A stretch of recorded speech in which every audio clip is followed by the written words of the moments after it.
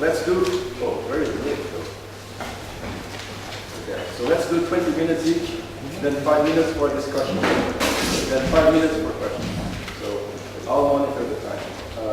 So let's start with Gemma.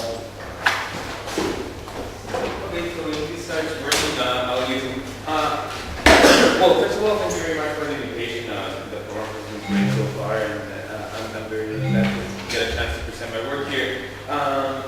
So this is there is a very big caveat on this paper, and this is ongoing work. So the story of this paper is that we were in Sierra Leone with them. We saw this very puzzling situation. We set up to write a paper, and when the results came out, they were rather puzzling. So right now, as I speak, we're collecting another round of data that hopefully will allow us to pin down some of the channels that I'm going to talk about today.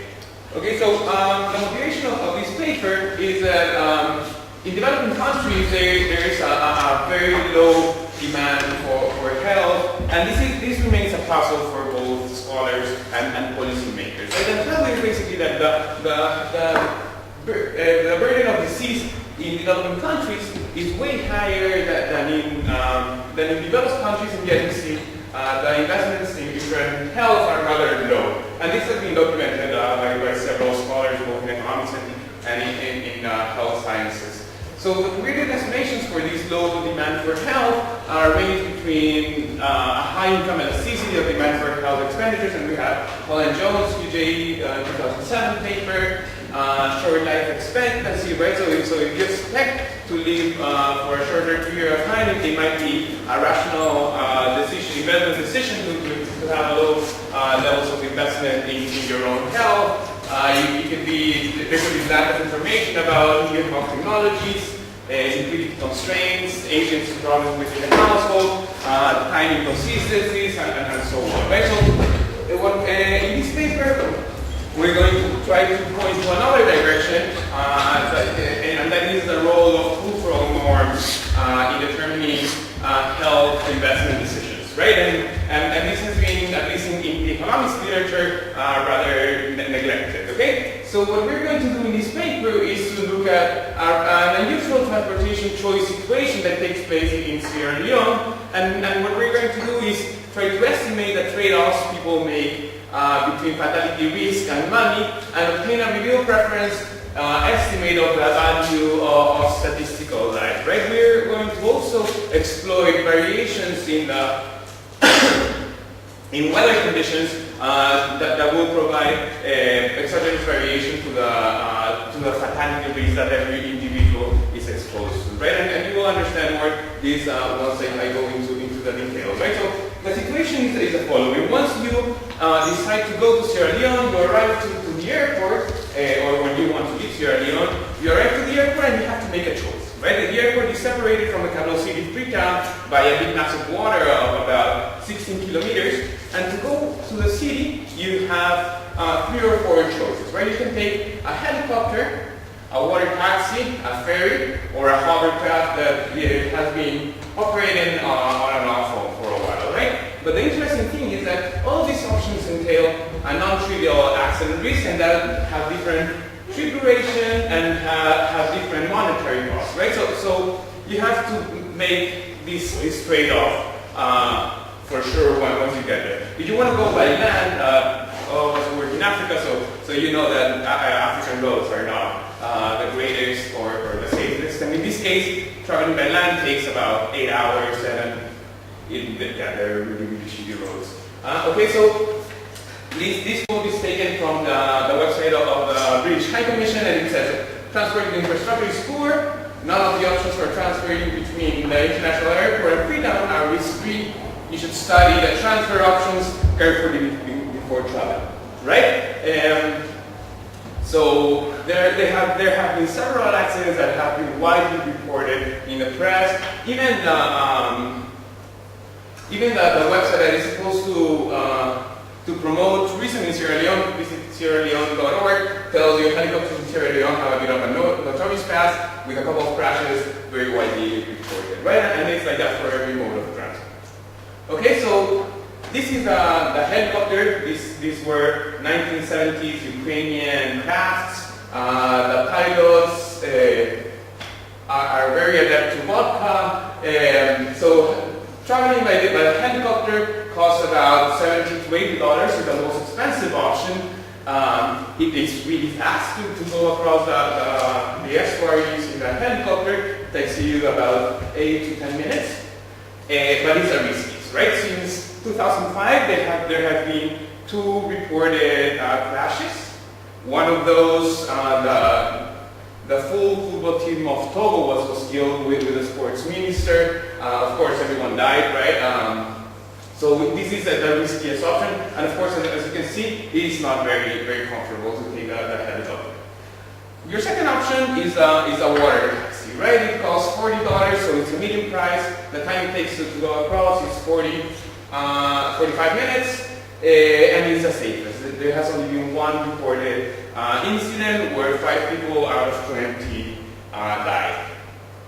The third option is to take a ferry, right? We all know the comfort of the ferry.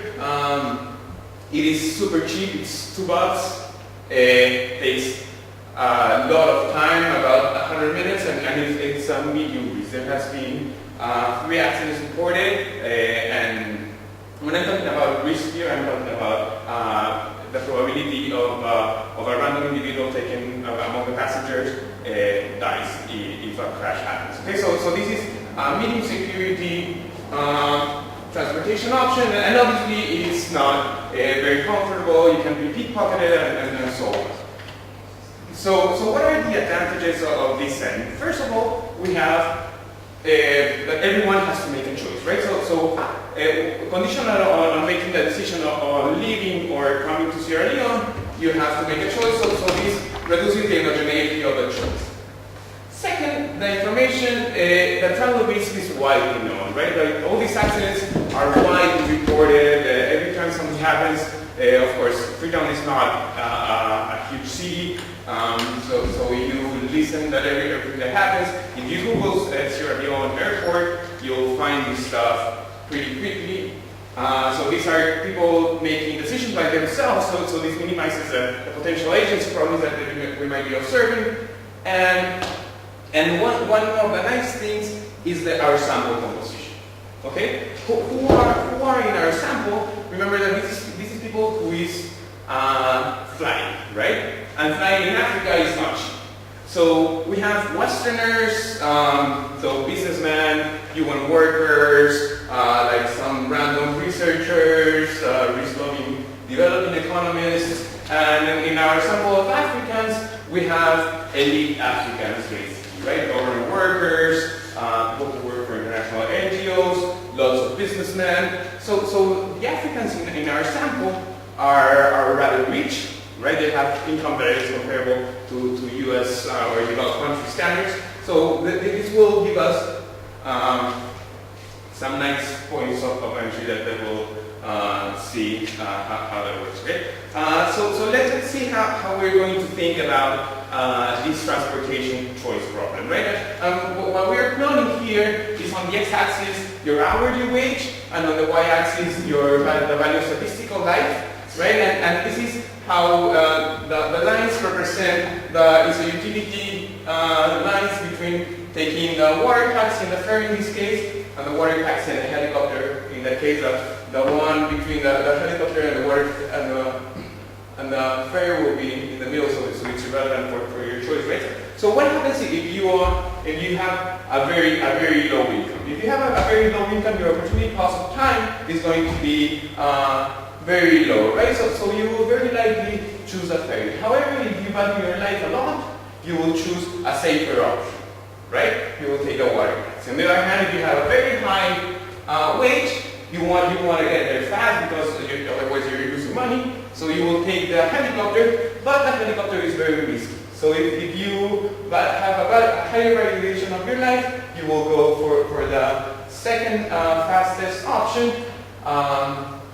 but that is safer. Okay, so if we know that time travel, your wage, and what choice you make, we can back out your values of physical life, or at least a lower bound.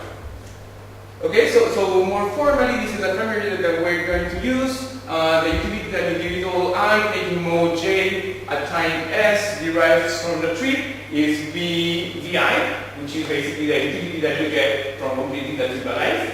So this is the value of your life. This is the cost of the mode of transport, and this is your opportunity cost, right? Your hourly wage times the time it takes to make the trip. And the epsilon IJS is an extreme value error term, right? So the expected utility that you're going to get is 1 minus PJS, that is the probability that the crash happens, times the utility of your life, and you pay the cost no matter what. Okay, so just rearranging to doing some algebra, we can derive a lower bound for the value of your life, which is going to be the negative of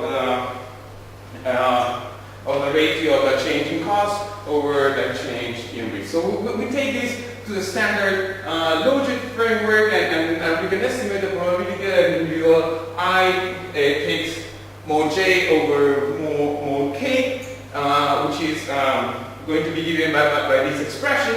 And here, the coefficient associated, beta 1, the coefficient associated with the probability of completing the trip is going to represent, intuitively is going to represent the utils that you get for completing the trip. And beta 2, the coefficient associated with the cost, is going to give you sort of a conversion factor between the utils and money, right? So by taking the inverse of this, the ratio of these two coefficients, we're going to get an estimate of the value of statistical life. Okay? So moreover, there can be some characteristics of a mode of transport that can be correlated with the risk, right? So for example, one mode is very crowded. I hate crowded places, but it's also the cheapest one. So that kind of correlations would bias our coefficient. So what we're going to do here is to include alternative specific constants, and the reason why we can do this is because number one, we have several trips per person. So I observe your current trip, but I also ask you about your travel history, the previous time you came to Sierra Leone. And also we are going to, the mortality risk at a specific day is determined by weather conditions, right? So we are going to estimate the predicted risk in a given mode of transport for a representative passenger. So this is what we do here. We estimate the probability that a representative individual taking a certain mode of transport crashes and dies in a given day as a function of weather conditions. You can see the tables on the paper. But basically, this is how the predicted probabilities of the fatality risk looks like in the three modes of transport. I'm not putting here the power graph because just so we clarify the figure, right? And what you can see is basically that the probability that you crash in a helicopter is way higher, for example, in the rainy seasons, right? So when you have rain, high winds, it's much more likely that you crash and die in that helicopter. On the other hand, in the dry season in January, it's more likely that you crash in the water taxi. In the mornings you have a lot of fog, and these crafts don't have lights, don't have navigation systems, right? So this is what we're going to use, and we complement this data with two rounds of a survey that we run in Sierra Leone. So we basically stood up in the docks and started observing people's choices and asking them a few questions, and that is what we're doing right now one more time to get a little bit more information, right? So in 2009 we only have observed choices. In 2010 we also collected historical data which give us within individual variation. We have 1,100 people, and we of course did a massive search just to confirm about all the accidents that we have in our data. Okay, so this is how our data looks like. I wanted to focus in a couple of things here. The age of the average passenger is about 40 years old. This is, as I was telling you, this is a rather educated sample. 45% of the Africans in my sample have higher education, 22% have postgraduate education, right, which is more or less comparable to the US standards. To the non-African sample that we have, most of the Africans in our sample are Sierra Leonean, but we have a lot of Nigerian businessmen, a lot of Ghanaian, mostly from West Africa. Among the non-Africans, we mostly have British and US citizens, a couple of Europeans, a random Peruvian around there. So what is the wage of these guys? In PPP terms, it's about $22 an hour. That is roughly $45,000 a year, which is sort of middle class in a developed country. These guys are a little bit rich. Okay, so let's go straight to the estimation. And what we have here is the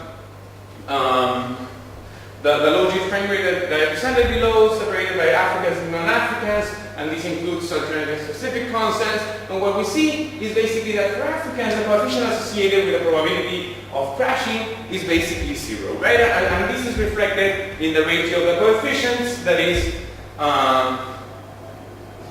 this is times 1,000.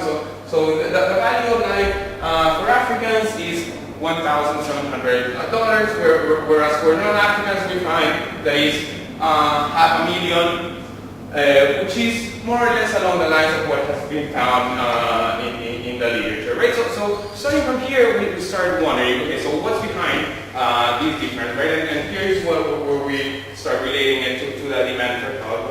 Why is it that Africans are not affected by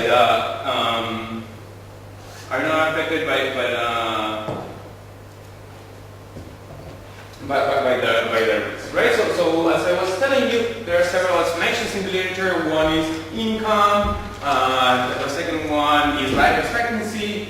The third one could be more related to cultural factors, right? So is it the case that is low income?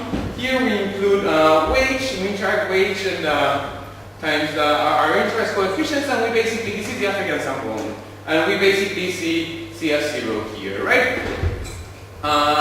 So it's not likely that it's income, and also we've seen that the income levels of the Africans in our sample is comparable to the ones in developed countries, and yet we still see a very low value of life. Okay, is it life expectancy? So here what I'm doing is plotting life expectancy by age groups. Here I have a sample of Senegal. This is a secondary source of data, and this is one of the aspects in which we are collecting more data right now to get at individual level life expectancy. And Senegal is right now the country for which we have more reliable information. Okay, so what we see here is the gap between the US and Senegal in life expectancy is very high at the beginning of the life, right? In the first 5 years of life, a lot of Africans die, whereas very little US children die, and this gap starts converging. So by the time these guys are 40, the gap is about 3 years old, and this is for the average Senegalese, right? Our sample, remember, is much richer, so arguably the life expectancy of these guys by the time they're 40 is more or less the same as the one for the US. So it is unlikely, we'll put this in a regression format, including the life expectancy here, and we also see that the result holds, right? So it seems unlikely that the life expectancy is a driving factor of this. So we put everything together with interactions, and even though we have these interactions here, this doesn't kill the significant coefficient for Africans, right? So it's unlikely that these two are the prevailing explanations. Information, as I told you, there's a lot of information about this. Just give this. So here what I'm doing is basically showing you a comparison between what Ashenfelder and Greenstone find for the US and what we find here in our sample, and this is to reinforce the message that I was giving you before, right? So here these guys have a higher, the applicants in our sample have a higher income than the ones that Ashenfelder has. Life expectancy is pretty much the same. But one thing that we haven't looked at is people's belief about one second. Okay, so one thing that we haven't looked at is that people's belief about fate, right? So it has been widely documented in anthropological literature that believing fate is very prevalent, especially in West Africa, right? And here we have data from the World Value Survey that documents this, right? So here, 1 means that you believe that fate determines everything. 10 means that you believe that the outcome of your life is completely a matter of your choice, right? And there is a huge difference between the US and West Africa, right? So this is some suggestive evidence, and I emphasize this is suggestive. We're now collecting data at the individual level to try to see if this is really what is going on, right? And I'll just leave it there.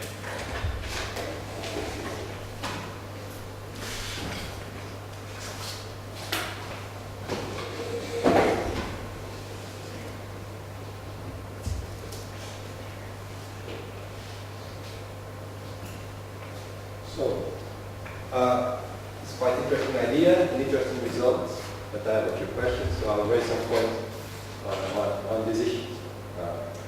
Right, so data. We have some statistics about samples, so fairly rich people, but still, people stopping at airports for the survey.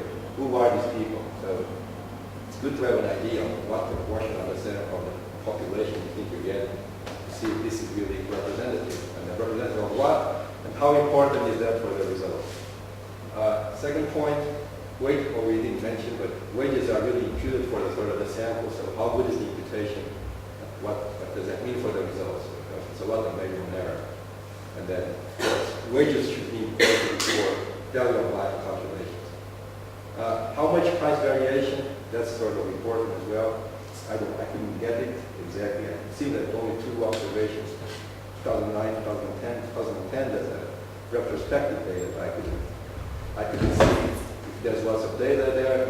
But the question is whether price fluctuations are also exogenous, or do I need IV for prices? What's the problem? Are price changes correlated with changes in unobserved attributes of transportation modes? If it's a market, I know it's only 2 years, so maybe these things didn't move very much, but if quality changes, then prices should change very much. Weather regressions, so they were sort of important because that's what gives you variation over time in the probability that you get into an accident. Otherwise, you have no variation.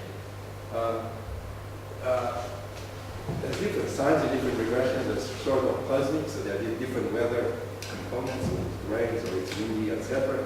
Some things were increasing risk, and some things were decreasing risk. I couldn't quite make sense of everything. I think, well, maybe it makes sense, but in the paper I don't think that's so clear. So the weather regression, I think, it needs a clarification because it's not very reassuring. And then, what is the assumption? So can I really use this method to say that I get variation? So weather regression gives me variation in accident probability that I can exploit in regression to make the value of life. So it has to be exogenous variation in fatality probability, of course. So the question is whether shocks affect the probability of an accident, but they affect nothing else. So is that reasonable? So I guess weather shocks could also affect comfort of trip in different modes of transportation. Could also affect the duration of trip in different modes of transportation. So that could also affect the choice. So that's another aspect. I'm going quickly because I want to cover everything. So, hey.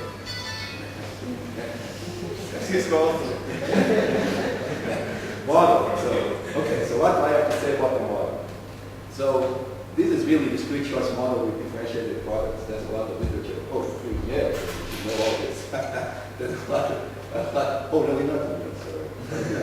Sorry. So there's a lot of literature on discrete choice of regression product. So the model you pick is very simple, so it's nice to have a simple thing to start with, but it has some problems, so people don't use that very much. So first of all, I didn't mention, but I don't think so we can talk later, but I think your equations completely map together, the ones you wrote first and the ones you wrote in the logit. But then the problems with the logit you wrote, of course, is in the independence of irrelevant alternative. That's very undesirable property. Also, very restrictive substitution happens across transportation modes. So usually people, they estimate richer models, like BLP, something like that. Oh, the other thing is valuation of product attributes with not very individual characteristics. Although you have that in an interaction in a third column. So you can fix all these if you estimate something like BLP. The technology exists. Your data is not so good that you can apply your data to estimate somewhat better model. So you get flexible substitution pattern, you get random coefficients, you don't get the IIA assumption. So now what about the results? So I will not talk about interpretation because that would be too much, but what about the results? So yes, there's variation in accident probability, but there's still rare events, fairly rare events. So you're asking people to understand relative probability at very low level, like 8 per 100,000 versus 4 per 100,000. So people always make those calculations. Yeah, I think more should be said in the paper about this. How well do people understand risks and relative risks of this very, very low number being very rare? Now, you would, at the end, you say there's an insignificant interaction between risk and individual learning. So you were trying to understand, and then you're also saying that this is also true for non-Africans. Also, insignificant interaction between risk and value and then life expectancy.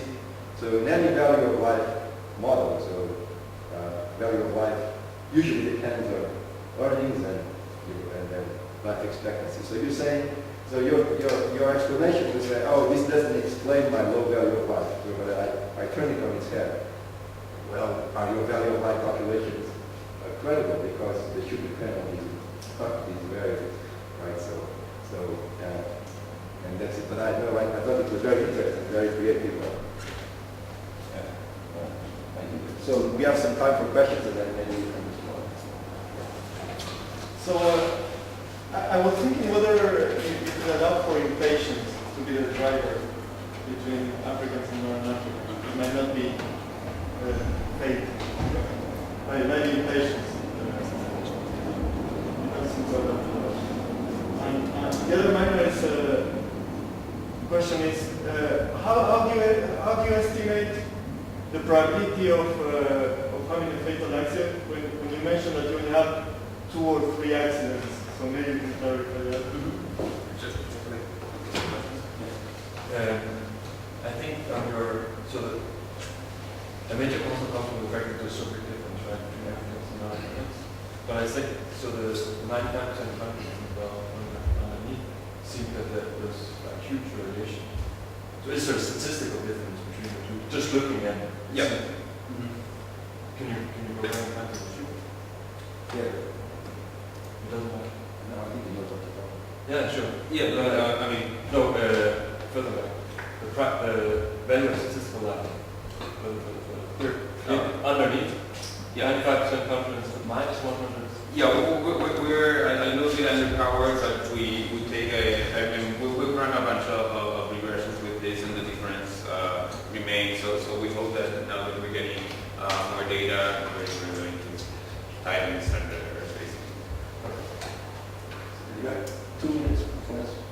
Okay, so on Juan Pablo's question, impatience, it's unlikely that is driving the result because these are trips that are scheduled to run just before each flight, right? So everyone has to go at the same time, and otherwise you don't have another option to get to the airport.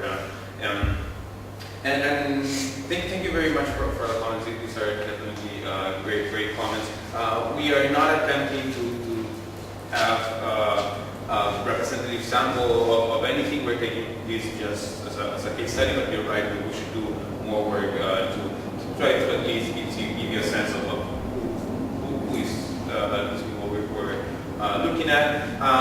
Imputed wages, some people didn't answer. answer the question about wages because they didn't feel comfortable. So we do cells of 2 by 2 by 3, and we impute the data. If we run the same regressions with the people who reported their wages, the results hold, and these were not reported in the paper.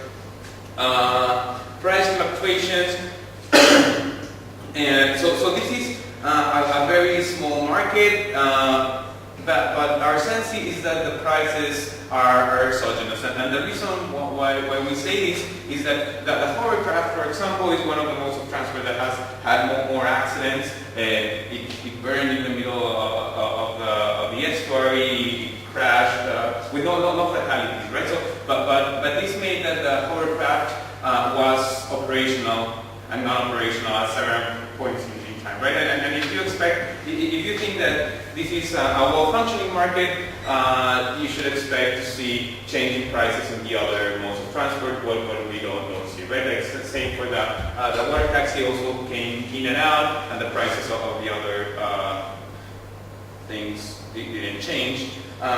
One clarification. We not only have 2 years of data, even though our survey is at 2 points in time. In the second survey, we asked people to look retrospectively, right? So we have data basically on all your trips starting in 2001, right? We collected retrospective data on prices. So if you made a trip in 2002, and I agree, we should explore fancier models here. We just, for the sake of clarity, we wanted to stay safe. But thank you very much for your comments.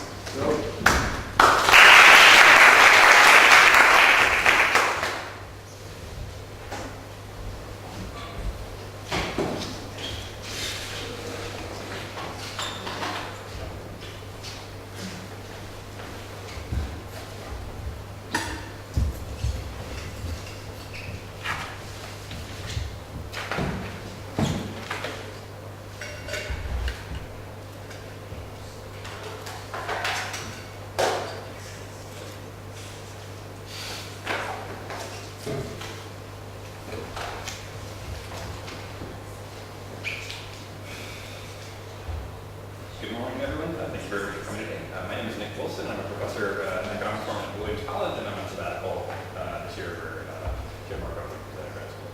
So today I would like to talk to you about the single most effective HIV prevention policy we know in practice today, prevention of mother-to-child transmission of HIV. In particular, I'd like to talk to you about the fertility responses to the scale of what serves in Zambia over the past 10 years or so. So an HIV-positive woman can transmit the virus to her fetus or to her newborn child through childbirth or breastfeeding. And the cumulative transmission probability is something like 50%. Now, prevention of mother-to-child transmission interventions, or PMT-CT, can reduce its transmission probability down to as little as 3%. In the year 2000, in all of Zambia, there were fewer than 6 health facilities that offered this service. But by the end of 2007, there were nearly 600 health facilities, or about 40% of health facilities that offered the service. And this rapid scale-up in Zambia paralleled a broader scale-up throughout much of sub-Saharan Africa during this time period. So the research question that I pose in this project is, what is the effect of PMTCP on fertility? And by effect, I mean, what's the behavioral response? There's no evidence of any biochemical pathways linking prevention of mother-to-child transmission drugs to fecundity, so to the extent that we see any change in fertility, it's going to be due to behavioral response. Why do we think there might be a behavioral response? Well, about 14% of pregnant women in Zambia are HIV positive, and given the 50% transmission probability that I quoted you a slide before, that's going to suggest that something like 7% of children in Zambia are born HIV positive or acquire HIV through breastfeeding. Now, these kids surely are not going to live into adolescence. In fact, they're going to die with about probability 1/2 by age 1. Okay, so the total fertility rate in Zambia is about 6. So that implies that the representative adult woman in Zambia should expect to experience roughly 0.4 child deaths over the course of her lifetime due to HIV. Okay. If that wasn't motivation enough, let me just say that PMTCP is going to clearly change the incentives that women and couples face in the reproductive decisions.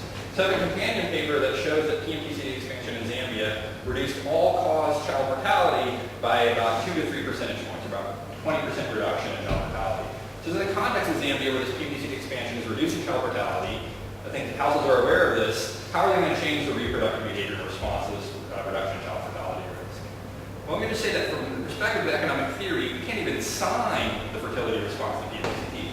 Just think about the standard quantity-quality model of household decisions about fertility and investment in children's human capital. That's going to generate an ambiguous prediction about the sign of the response because PMTCD is going to simultaneously reduce the shadow price of child quantity because the household's going to have fewer live births to achieve the desired family size, so the price of surviving a kid is going to fall. That should increase fertility. But PMTCD is going to simultaneously reduce the shadow price of child quality because household investments in children's human capital made at a young age are more likely to realize a return. And through the quantity-quality trade-off embedded in this model, that should generate a reduction in fertility. Even setting aside the effect of PMTCD on the optimal number of kids that a house is going to choose to have, it's going to affect the path the house is going to follow to achieve that optimal number of kids. Right? Simply, what I'm saying is that PMTCD is going to reduce the need for replacement or precautionary fertility. So it turns out there's no economic analyses of the behavioral responses to PMTCD, even though this is a major policy that's been scaled up in sub-Saharan Africa. Okay. Now there is a larger literature on the fertility responses to the HIV/AIDS pandemic, and I think this literature has converged recently on the conclusion that fertility on average has not responded to the HIV/AIDS pandemic in sub-Saharan Africa, but let me just say that PMTCD does something different than simply to reverse the HIV/AIDS pandemic. Instead, it directly reduces child mortality risk without having a direct effect on adult mortality risk. Okay? Of course, there is a broader literature on fertility responses to child mortality risk more generally, and my main finding that fertility falls in response to this change in reduction in child mortality risk is kind of consistent with this other literature. And of course, even a broader literature is behavioral responses to changes in reproductive technologies more generally, including the abortion literature. Okay, so just a brief overview of what I do and what I find. So this paper is part of a broader research project that I have documenting the expansion of the 3 main HIV/AIDS services for an entire high HIV prevalence country. So one of the things I did here is I constructed a retrospective monthly panel of all health facilities in Zambia that documents this expansion. So combined this retrospective monthly panel with repeated national cross-sectional household surveys conducted before and during the PMTCD scale-up. Okay, so I'm going to use these 2 data sets to examine the effect of local PMTCD availability on local pregnancy rates, while controlling for a host of time and geographic fixed effects and linear trends. Basically, I'm using something like differences and differences, but something a little better. Okay, so my main findings are as follows. So I find that local PMTCD availability reduces local pregnancy rates by about 3 percentage points. Okay, and that's about 10% reduction compared to average pregnancy data. Consistent with the causal interpretation of this finding, I find that estimated response is larger in the medium term than the short term, and the estimated response is larger among women who are more likely to be HIV positive. I also have another main finding here that local PMTCD availability substantially increased breastfeeding rates, something like 5 to 10 percentage points. Again, that's almost about a 10% increase in breastfeeding rates. So overall here we see this reduction in child quantity and increase in household investments in child quality. So what are we trying to prevent? We're trying to prevent mother-to-child transmission of HIV, or MTCT. About 10% of all new HIV infections are due to MTCT. As is true with almost all things HIV/AIDS, especially all things bad about HIV/AIDS. This is concentrated in sub-Saharan Africa. And as I said before, there are these 3 channels for MTCT. In utero, during childbirth, and through breastfeeding. It turns out we can't really separately identify the transmission risk for these first 2 channels, but we know the cumulative probability is about 1/2 of the overall transmission risk in breastfeeding. Pediatric HIV/AIDS is a really bad thing, causes a lot of deaths, but let me just emphasize that in this context there are competing risks. I don't think we have great data on this, but the best available data suggests that HIV/AIDS is about 12% of under 5 child mortality in Zambia. And at younger ages I think it's going to be higher, because HIV is just better at killing infants than malaria, diarrhea, and so forth. Okay. So how are we going to prevent this? We're going to prevent this primarily through antiretroviral drugs that we give mothers and infants that are similar to the type of drugs that we give HIV-positive adults. Okay, so the WHO is going to recommend combination therapy, which includes AZP and NPP, these 2 different drugs for mothers and for infants, and they're going to recommend that it's administered at the 3 stages at which transmission may occur. So at diagnosis at a health clinic when the woman is pregnant, they're going to give her a pill to take. or some pills to take. They're going to give her pills to take home to administer at childbirth, and then they want to administer these to her infants in a syrup during the first couple weeks of breastfeeding. Okay, and this is quite effective. It's going to virtually eliminate the risk of mother-to-child transmission. Okay, now standard practice in Zambia is a little bit different. Standard practice in Zambia is standard practice in sub-Saharan Africa as a whole. They just use single dose nevirapine. It's not a combination antiretroviral therapy. It's going to be just one drug. It's going to be more cost effective. They're going to administer at these 3 stages, consistent with WHO recommendations. But you might worry how effective this is in practice if women don't go to health clinics while they're pregnant. Turns out the vast majority of women in Zambia, even prior to PMTCD, go to health clinics, like over 90%. They just at least once during their pregnancy. Okay, but more than half of births are at home. Again, the clinics are going to provide nevirapine syrup for the mother to take home and administer orally, also for her to ingest right when she goes to labor. So there's this rapid scale-up of the service in Zambia, parallel to broader scale-up in much of sub-Saharan Africa. Here's a time series on the cumulative number of PPTP sites in Zambia. And we see in 2000 there were virtually none. By the end of the time period that I captured in my data set, there was about 600 health facilities, around 40% of all health facilities offer the service. Okay, so I'm not going to stay here and tell you that these things were randomly assigned. Okay, they were not just randomly distributed across Zambia. In fact, they weren't. I'm going to show you that they're not. Okay, so here's a series of maps that show you the precise GPS coordinates, the precise locations of these clinics, and the year in which PMTCD was introduced at the clinic. And so this map shows us 2001 or before, and we see the majority of expansion was in Lusaka, the capital city, Kitwe, and Angola, the second and third largest city in Zambia, or about half of the people each up there. That may be measured here, though. Okay. In 2002, 2003, we see continued expansion in the same areas, as well as in the hinterland around Lusaka, and that's simply because one of the main HIV services providers in Zambia is an American doctor, and his head office is already in Lusaka. Finally, in 2004 and 2005, we see kind of this big push to reach some of the other main urban areas in Zambia, as well as rural areas along the main transportation networks. And finally, in 2006 and 2007, more of the same. And I should just say that these darker shaded regions are just the more densely populated districts in Zambia. So one of the things that you see from these maps is that the expansion of PPCD occurred with greater intensity in urban areas than in rural areas. So you might worry that urban areas have fundamentally different levels of fertility than the rural areas. And also they may have fundamentally different time frames than rural areas. And so those are two things I have to address in my theories. Okay, the other thing I need to address is just the correlated expansion of the 3 main HIV services. So lots of times when clinics got PPCD, they may have also gotten antiretroviral therapy for adults, and they may have done the procedures by voluntary counseling and testing. And these other services may have changed behavior as well. And in my specifications, the full set of controls, I can control for the expansion of those services. Okay, so just briefly, what sort of data do I have here? I have data on prevention of mother-child transmission expansion. As I said, this is a retrospective monthly panel I've developed as part of kind of my main research program here. I have the GPS coordinates of every health facility in Zambia. These were collected by the Japanese International Cooperation Agency. They drove around at every clinic and recorded the GPS coordinates. They also asked which of the 3 main services you provide. But they didn't ask them when they introduced those. So I talked to the government of Zambia. They could not tell me. I talked to the drug suppliers. They can't tell me. Supply chain management, we don't have data from that. So I went back to the network of Zambian people living with HIV/AIDS, and we contacted every health facility and got information on the month and year they introduced each of these services, including PPTP. Okay, so we have monthly variation for every health facility in Zambia. So I can combine that with repeated cross-sectional national household surveys, the 2001-2007 DHS, and then some intervening surveys called the Zambia Sexual Behavior Surveys, which are basically like smaller versions of the DHS. Okay, so my 2 main outcomes in this paper are pregnancy, yes or no, in the 12 months leading up to the survey month, and then breastfeeding conditional upon having a child aged 0 to 24 months, and I'll just say that the median breastfeeding duration in Zambia is about 20 months. Okay.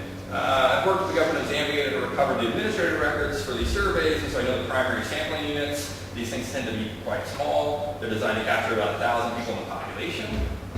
And I record the GPS coordinates of the centroid of the primary sampling unit of residents in each household and call that exactly the household lives. Okay, so especially in urban areas, it's going to be a relatively precise measure.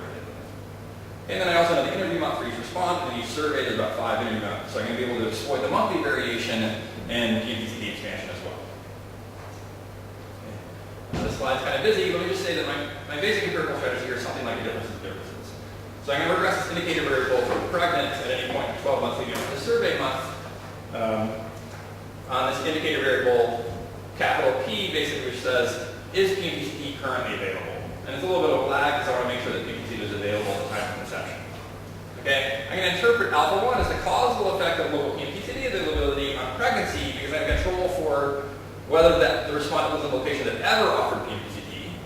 Okay, and then I'm going to have a bunch of time fixed effects as well because this is, unlike a standard differences and differences, this wasn't a blanket treatment where everybody got the service at the same time. I'm going to include differential linear trends for locations never receiving and not receiving. I'm going to have a bunch of geographic fixed effects, and I'm going to allow each kind of geographic region to be on some linear trend as well.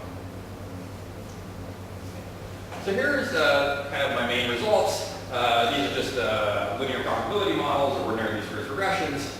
In the outcome variable is pregnant, yes or no. In the first column, I just have a very simple model which just controls for do you live in a location that ever offered PMPCT, and here I'm recording the coefficient on is PMPCT currently available.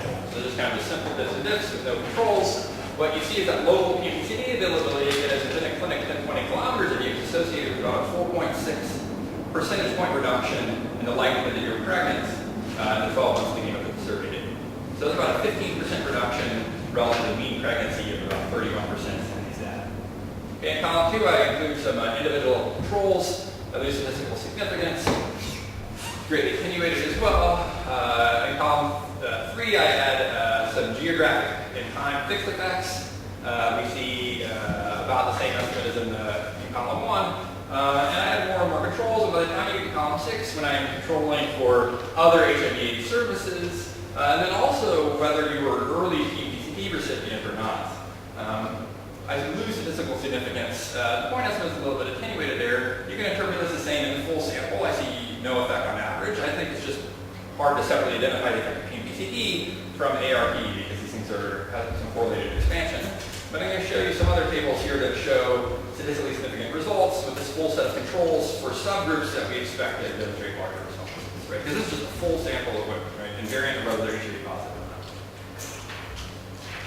Okay, so here's the main breastfeeding results. Again, in this simple model with no controls, we see that local PMPCT availability is associated with about a 3.7 percentage point increase in likelihood that the woman is breastfeeding conditional upon having a child aged 0 to 24 months. When I add more and more controls, what we see is that effect just increases. So we get up to about a 10 percentage point increase in breastfeeding associated with local PMPCT availability. So I think if we want to interpret these as causal effects, we can look at these data a little more carefully to see whether we see any sort of pre-local introduction trend, and then we can see kind of dynamic effects after local introduction. So here's kind of what you might call an event study graph. I think this is more appropriately called a semi-parametric differences because in the sample here I also include some never treatments. But basically what this is showing is I'm plotting using coefficient estimates instead of just restricting kind of before to have a common effect and after have a common effect. I'm showing you what's the effect of local introduction 12 months before it's introduced, 24 months, and so forth. So everything from 0 to the left are placebo effects, 0 to the right are these kind of real effects. This dashed line is a simple model of no controls, and the solid line is a model of all controls. Just at the moment, look at the dashed line, you see basically no kind of strong pre-local introduction trend. It's relatively flat, and then shortly after local introduction, we see that it starts to go down. And when we add more controls, we see a similar effect. If I parameterize this to just look at PMPCT available within 20 kilometers or PMPCT available within 20 kilometers at least 36 months, what we see is that we get about a 4.4 percentage point reduction in pregnancy after it's been available at least 36 months, and that's significant at the 5% level. So again, that's in the full sample. So just once they're longer, we use these statistically significant effects. Here, if you want to take a causal interpretation, you might imagine the effect is going to be larger closer to the clinic than further from the clinic when it's been most locally introduced. And here I allow the effect to vary by distance to the clinic. And what we see is that for the women who live closest to the clinic, in 10 kilometers, we see about a 3 percentage points reduction in pregnancy associated with local introduction. And in fact, at 20 kilometers in the full sample here, we really see no additional effect. Okay? So I think that's kind of consistent with causal interpretation.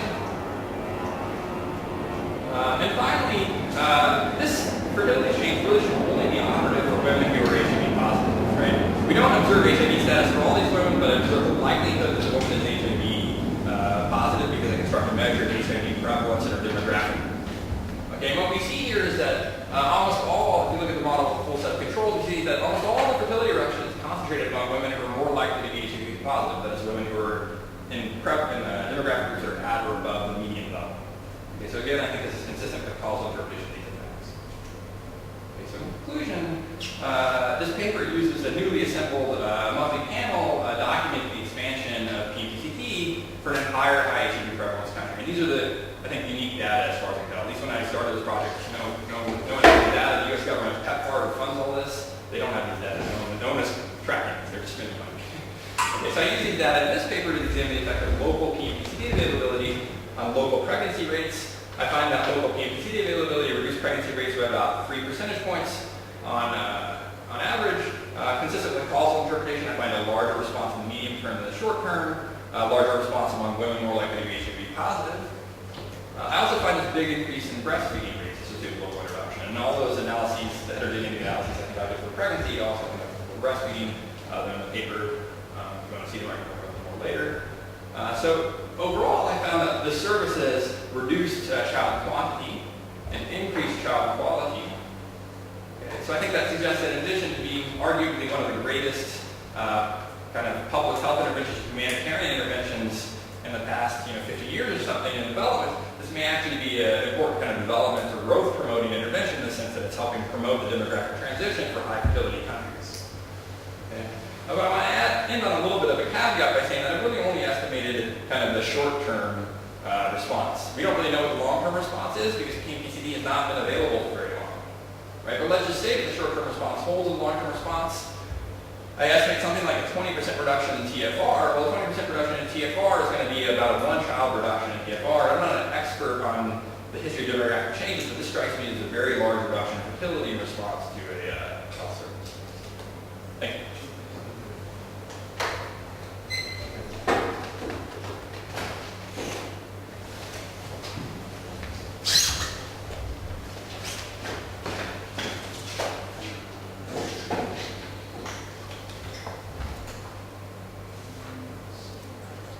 So,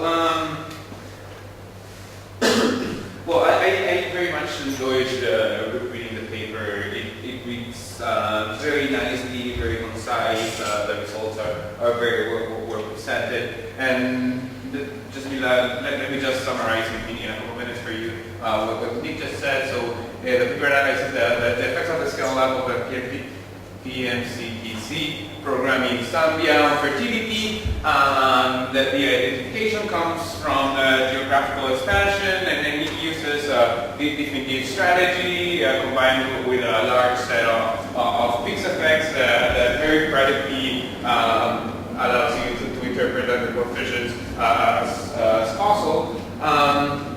So he combines different sources of pre-existing data with a very nicely collected data about the availability in different facilities. So big props to the data collection effort.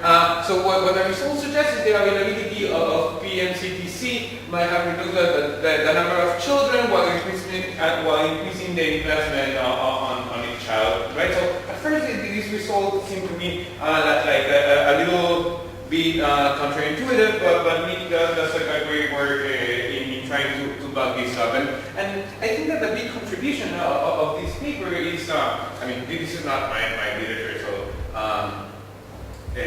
but still, I think that this is a great contribution that Nick tries to push the results in the sense to give us sort of the behavioral channels that we are that might be behind these results, and this is the direction in which I want to take my comments, right? So here what we're seeing is that rather than increasing the number of children, you're going to the introduction of the PMCTC is going to reduce to change the shadow price of children, increasing the investment in quality rather than increasing the quantity. Right now,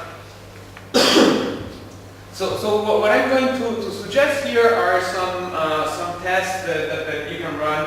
Even though the tests that I'm going to suggest are not going to give conclusive evidence of one specific channel, I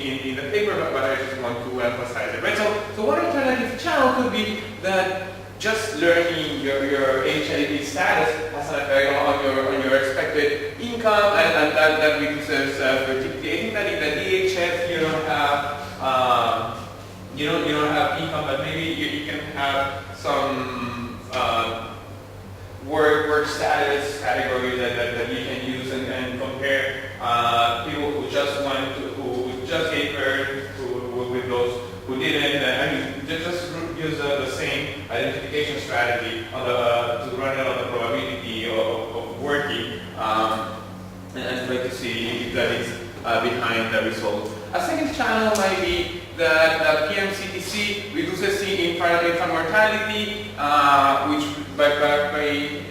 also reduces the replacement fertility and reduces fertility. Here I don't have, you talk a lot about this channel and I don't have any useful ideas for this channel, but I mean, I think it should be more a whole section about like saying this channel, yes or no, or some data, and throughout the paper you have several bits of evidence or comments about this specific channel that you should all together. The third channel that I wanted to suggest is that the PMCTC can reduce the risk of transmitting to the child through breastfeeding, right? And as far as I know, when you're breastfeeding, you cannot get pregnant. So this can be a very big channel. So I think that in the DHS they ask explicitly if you use breastfeeding as a contraceptive method. So maybe you can show some evidence along these lines. The fact that you get the PMCTC at a health clinic makes it that once you're there, usually they bundle a bunch of services, right? So you can so one of these services might be birth control. So you might show some evidence on, for example, knowledge of health of other birth control methods or what type of birth control methods you're using to try to rule this out. And the final, I'm out of time. I have another couple of comments that I'm going to tell you later. We have time for a few questions then. Is there any chance that because the timing is well, you have different timing and different interventions because you have the whole history of pregnancies that you do some within mother specifications. So whether you breastfed your kids, your older kids versus your younger kids, for example. So you can answer. Oh, yeah. Have you tried to split between rural and urban areas also? Because there's one thing with your, I'm surprised about your breastfeeding result, because at least in rural areas I would think that they don't have any alternative to breastfeeding. I don't know what they would do if they found breastfeeding an infant. So it would be nice to see whether that could generate the expected variation that you should see. I just have two small points. One is what happened to, do you have any information about malaria studies that other things going on at the same time? That's one. The other one is, is 20 kilometers very far, or 20 kilometers? It seems to be really far for a person to go. Maybe.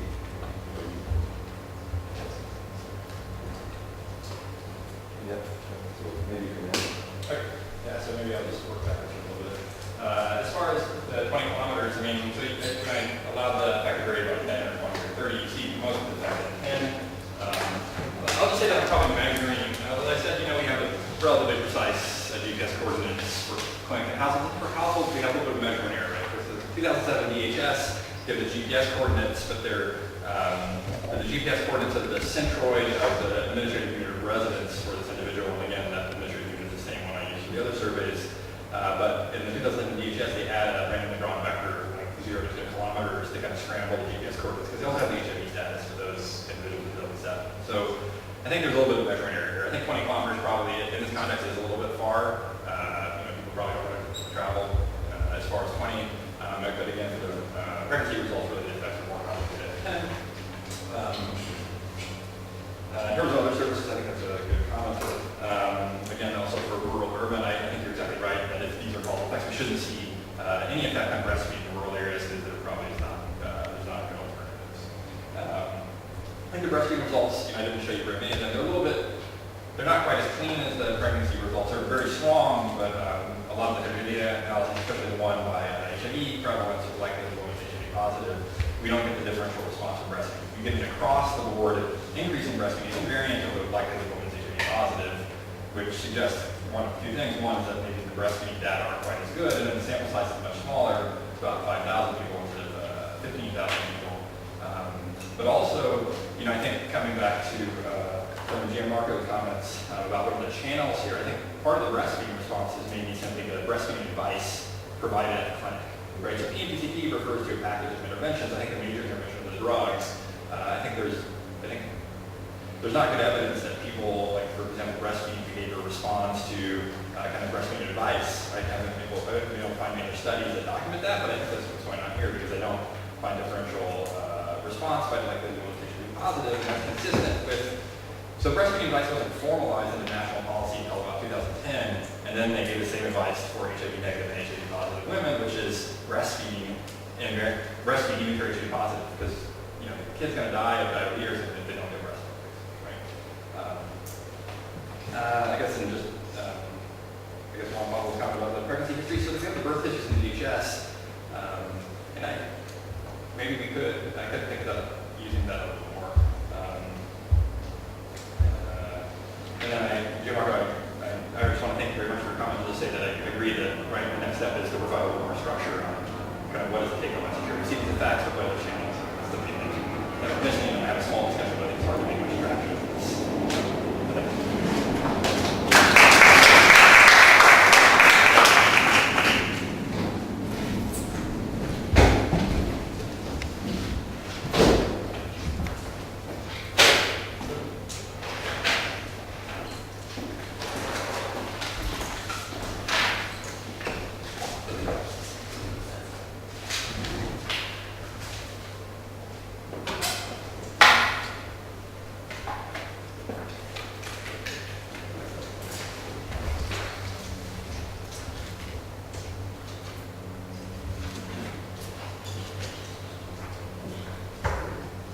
Okay, so looking forward to getting comments on this work. My paper is about learning and the adoption of a new kind of malaria therapy in Africa. I'm looking at the adoption of ACT in Tanzania and how basically this adoption is influenced by misdiagnosis. So everybody's familiar with it. Health system in Africa. In general, knows that misdiagnosis is very pervasive. That is not just an African problem. It's basically all over the world where adequate diagnostic technology is not available. It's particularly true with malaria. So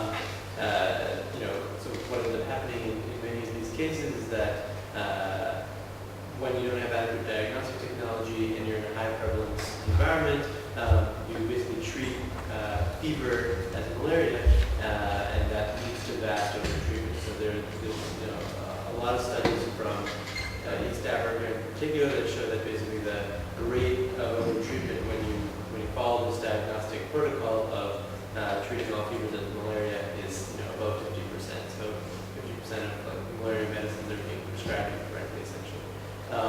And this is true, of both in health facilities where a health worker is seeing you, as well as when patients self-treat at drug shops or kiosks, something like that. So obviously, you might expect that misdiagnosis has big consequences.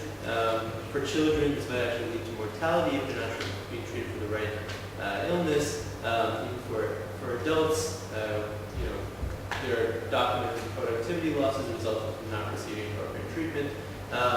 And then in the longer term, think about the amount of subsidies that the global health community in general devotes towards malaria treatment.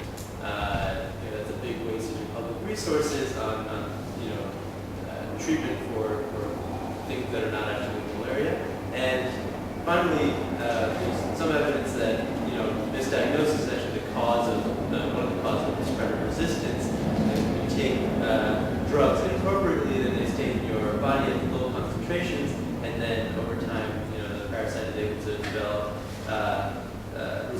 providing exposure to the drugs in low concentrations. So, so obviously this is a huge problem.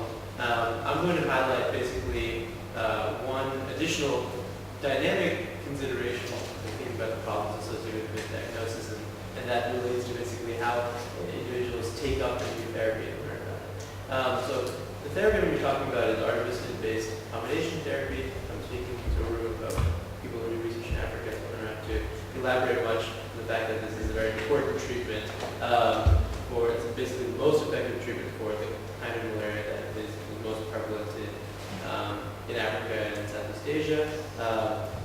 And there's a lot of subsidies that have recently been devoted to promoting ACT take-up in 7 African countries and Cambodia.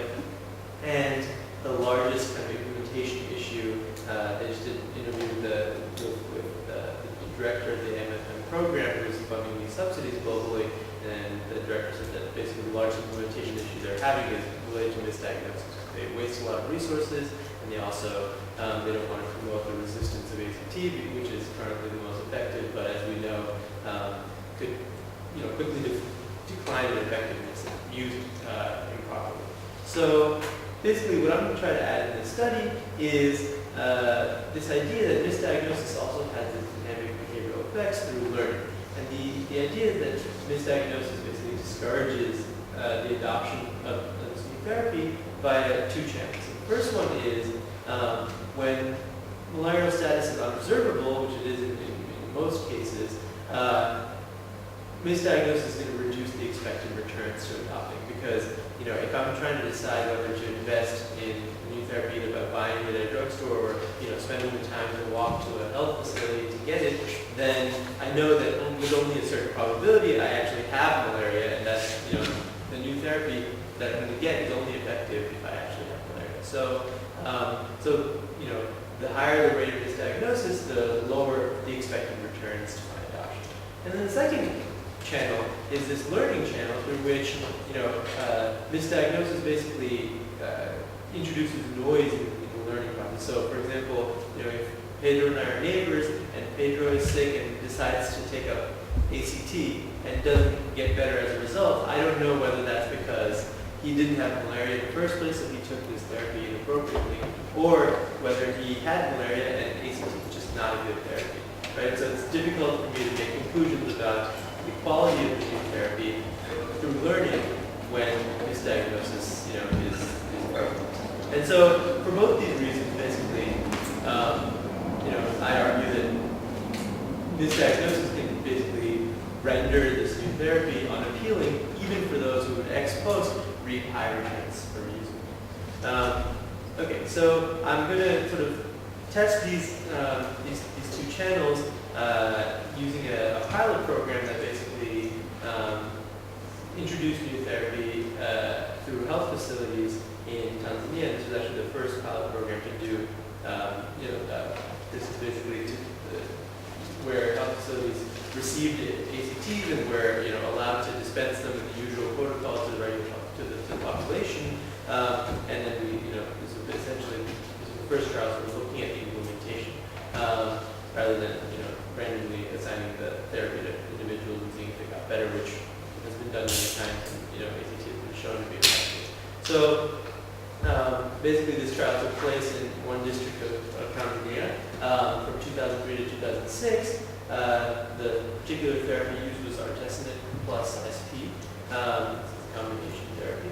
And the treatment protocol, as I mentioned, was because diagnostic technology wasn't available, following the standard protocol in most places, at least in East Africa, but also, more generally, basically the new therapy was given to people who came in with fever or with a history of fever, and that was the protocol that was used, and basically it was strictly enforced by the CDC, and health workers were trained that someone comes in with fever, you get the administration as well. Okay, so I'm using accompanying kind of household surveys that basically were done before and after the introduction of the new therapy in 2003 at health facilities, and the surveys took place in the district in which the pilot program was run, as well as some neighboring districts for comparison.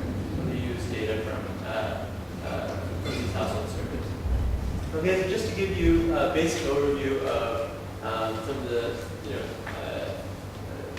some of the summary kind of statistics of this population. The average individual who was acutely ill, and this is the kind of sample that I'm going to concentrate on, was 24 years old, 23 years old. That was about 17% of the total sample that was interviewed. Amongst these people who were basically seeking treatment for fever, about 25%, before the intervention, about 25% sought care at a health facility. And amongst those people who sought care at a health facility, we see that the length of illness was approximately 4.5 days. Amongst people who didn't seek care at a health facility, it was basically lower, and that's sorting into health facility care on the basis of severity of illness.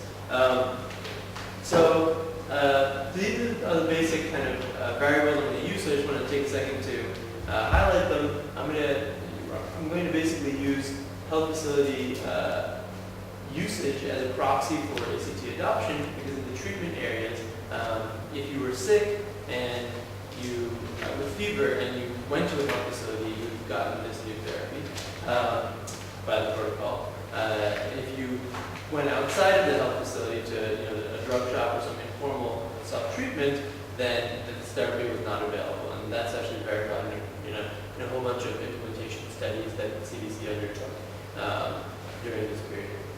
Okay, so the way I'm going to sort of test these hypotheses related to these links between misdiagnosis and adoption are the following. So first, I'm going to estimate a rate of ACT adoption. I'm going to estimate a learning effect, which is basically what I'm calling essentially the correlation between my choice in the current period and my neighbor's choice, my neighbor's outcome after taking ACT in the last period. So the idea is that, if Peter did better as a result of taking ACT, then I should revise my priors upward, and when I revise my priors upward, I should be more likely to adopt in the next period. So that's this dynamic effect of learning. I'm going to try to estimate that, and then I'm going to test for differential adoption and learning by looking at the misdiagnosis levels in my reference group. So the idea is, if people before me who were making decisions before me experienced a higher rate of misdiagnosis, then that should change my adoption and learning behavior in the current period. Okay, so that's what we're trying to estimate. I hope I get to convey all these things and be attentive to that. So let me just talk a little bit about how I construct these variables. Okay, so a lot of this exposition relies on sort of constructing these dynamic variables, right? So I want to look at, for example, if somebody did better or worse in the last period, how does that affect my current period adoption probability? So let me just talk about how I construct this. So suppose that an individual in my sample gets sick, so he's surveyed on date T, and suppose he got sick, 1 week before date T, okay? So basically, if you look at the red line, that's when the individual got sick, okay? So what I do is I construct these lab variables by looking back in that individual's reference group, which is all those individuals who were in that person's village who were also surveyed, who were surveyed before this individual, okay, and who also happened to be acutely ill. I look at that individual's reference group, and suppose there were 1, 2, 3, 4 people who were sick before him, okay? So the idea is that, I have data on the health choices, the healthcare choices, and the outcomes of all these people. Meaning whether or not they went to the health facility for their fever, and also how long they ended up being sick for. Okay? And then I also have blood slide data on all these individuals' malarial scans. Okay, so I know whether this person who went to the health facility and received ACT and then was sick for 7 days, whether or not he was actually had malaria. Okay, so these are the basic 3 variables that I use to construct my lagged my sort of lagged variables. So for this person, the red guy over there in the end, I I want to basically construct my reference group levels of adoption, outcomes, and misdiagnosis. Okay, so I'm just going to average these things across the 4 guys who I have data for. And so when I average them, I come out with essentially a lagged average adoption rate, lagged outcomes for people who adopted in the past and people who didn't adopt in the past, and a lagged average misdiagnosis level. Okay, so I know what the average level of misdiagnosis was in my reference group, okay, which actually varies from person to person. Yeah. Just a clarification, so they sick is self-reported. Yeah, everything is self-reported except for the malaria tests. Right. Okay. So here's what I do. So the first thing I would like to estimate is basically a rate of adoption. And when I look at the rate of adoption, basically as I said, I'm proxying adoption with health facility usage for people who are sick. So essentially what I want to estimate is I have data on health facility usage before and after this intervention and in the treatment district as well as the comparison districts. I essentially just compute a difference in differences, so I compare trends in health facility usage across the treatment and comparison districts and over time. And I'm basically calling this the rate of adoption, essentially the extra bump in health facility usage that happened after ACT became available at health facility. And so basically I estimate this in the whole sample using this the top specification up there. And only sort of works. Okay. So I estimate this, and then basically I can estimate this separately for people whose reference groups experienced more or less misdiagnosis. Okay. So the idea is that people whose reference groups experience more misdiagnosis are going to be less likely to adopt because as they're changing their prior on the new therapy, they're basically changing their expected returns to adoption. Okay, so I can do this across stratified samples and also in a triple interaction classification. And so that's what I do.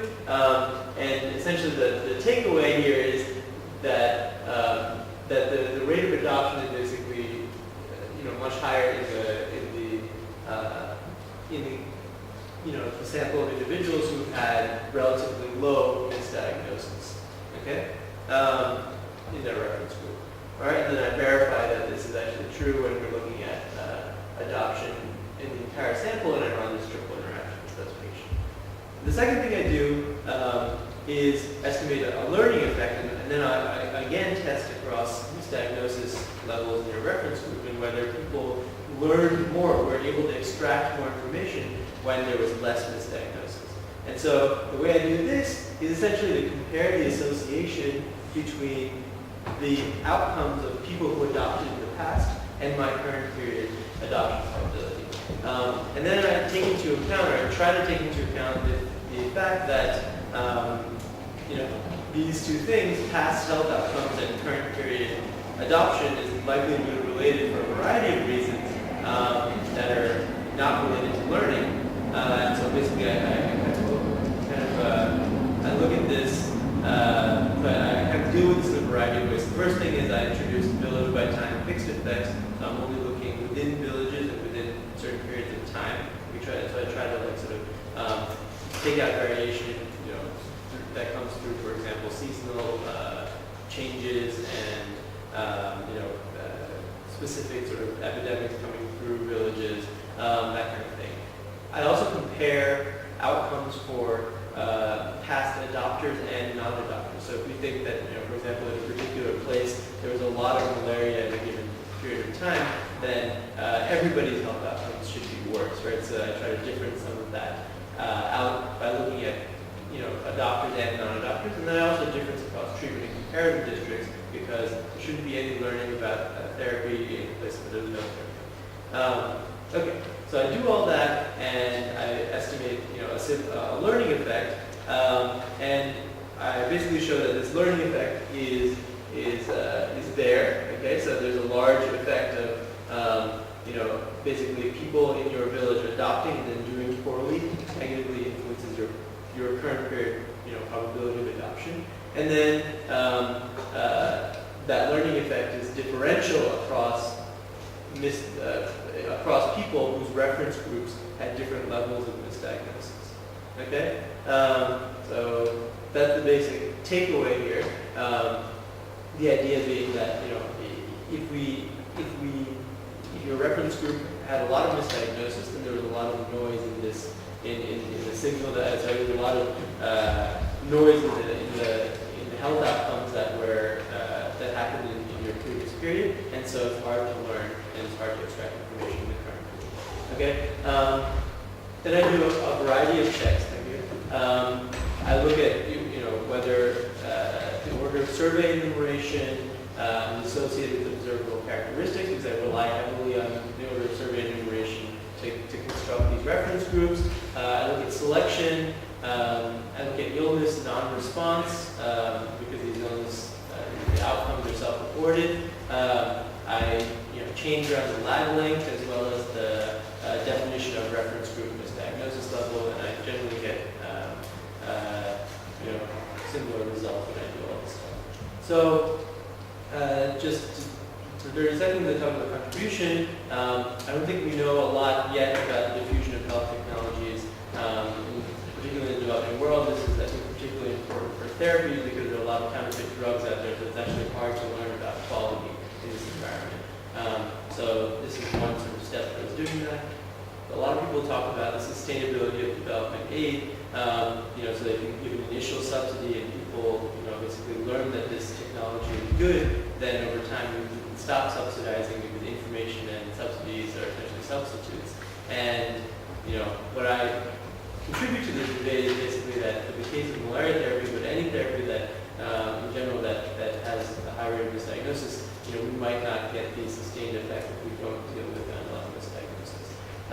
And finally, try to speak to this idea that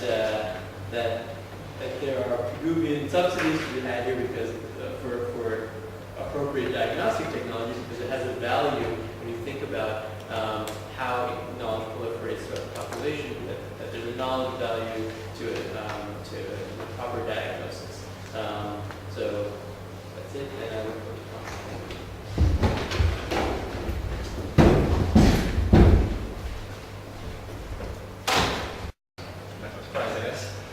Let me just say that I think that the role of information and beliefs in health behaviors is a major kind of determinant of health behaviors. Right? So I think people have kind of heterogeneous beliefs about health technologies, and often these are at odds with what medical evidence tells us.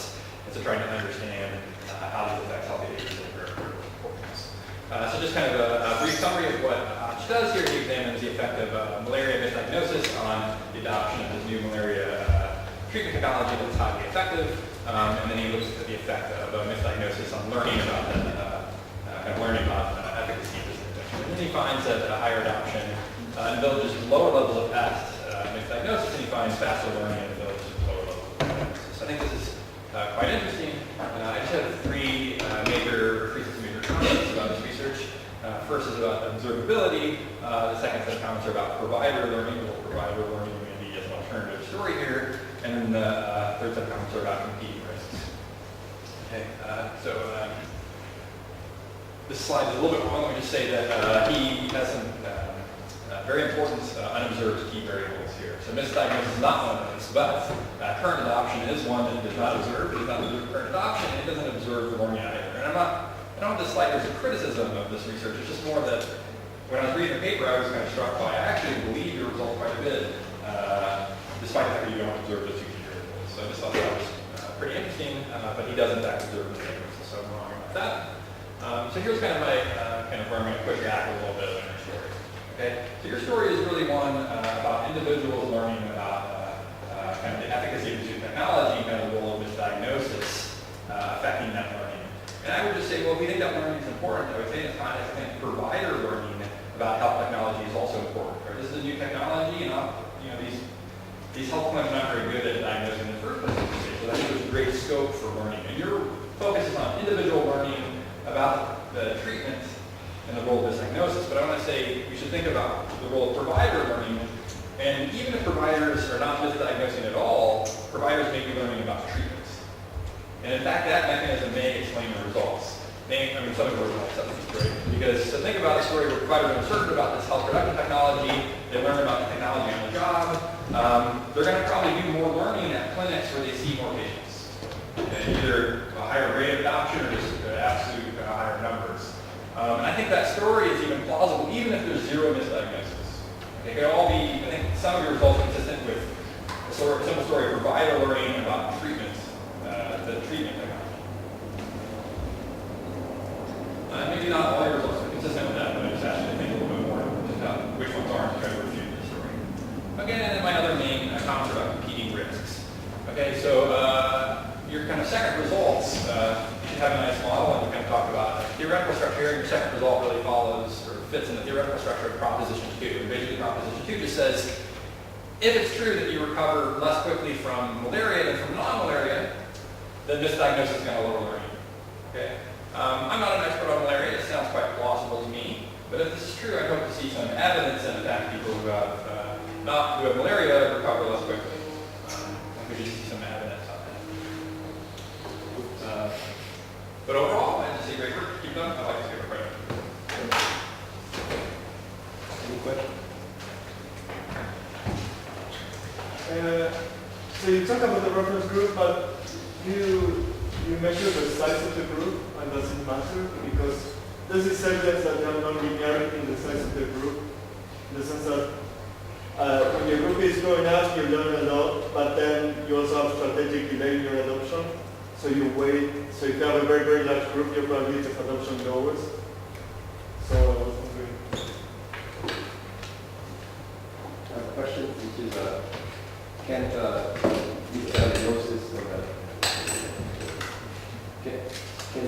misdiagnosis and adoption be sort of correlated, not in the way you refer to the scientific facts, but these groups are not really interested. Maybe in places where there's fewer misdiagnosis, that people have different quality of study.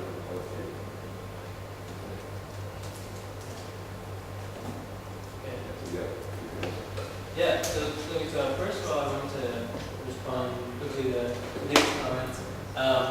So I think the comment about provider learning, I'm a little confused about. I think generally, when I think about learning, I think you have a variety of choices. You're trying to learn about the quality of one of the choices or several of the choices, and so you make these choices over time, and you see what outcomes come out, and then you update your prior quality was. But so I don't know if that framework fits into what basically the providers could do in this context, in the sense that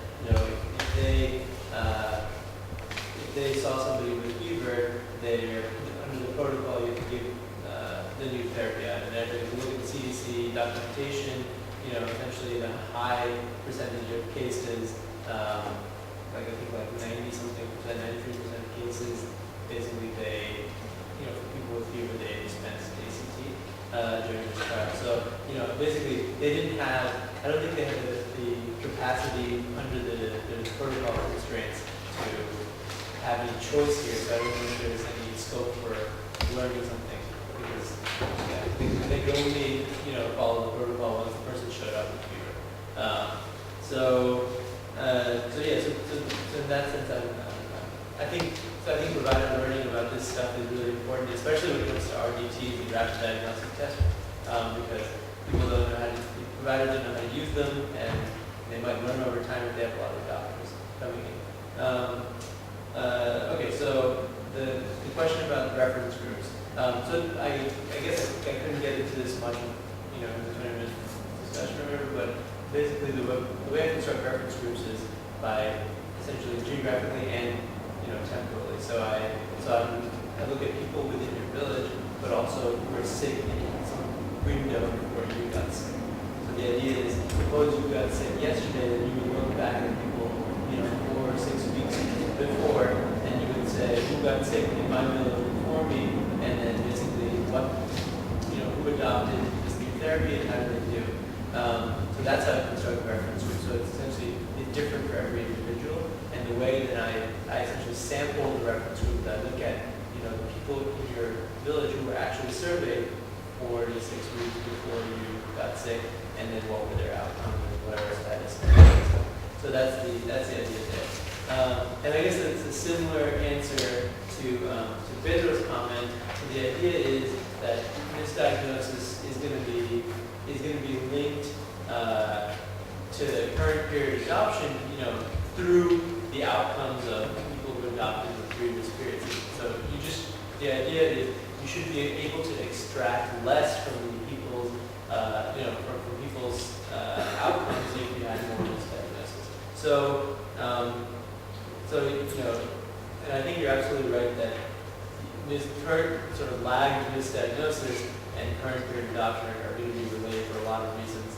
But what I try to do is, that current period health facility use is going to be linked for a variety of reasons. So what I try to do is kind of difference out parts of this correlation that I think should not be related to learning. So through a variety of strategies. So for example, I look at in the comparison districts, I also compute this association. And, there's a difference of the patient, the difference that part of the correlation out. The idea being, there's some link between misdiagnosis and health facility usage across times. That's not related to learning. You should be able to subtract that out by looking in comparison district and rates of being associated. All right. So thank you very much for the comments.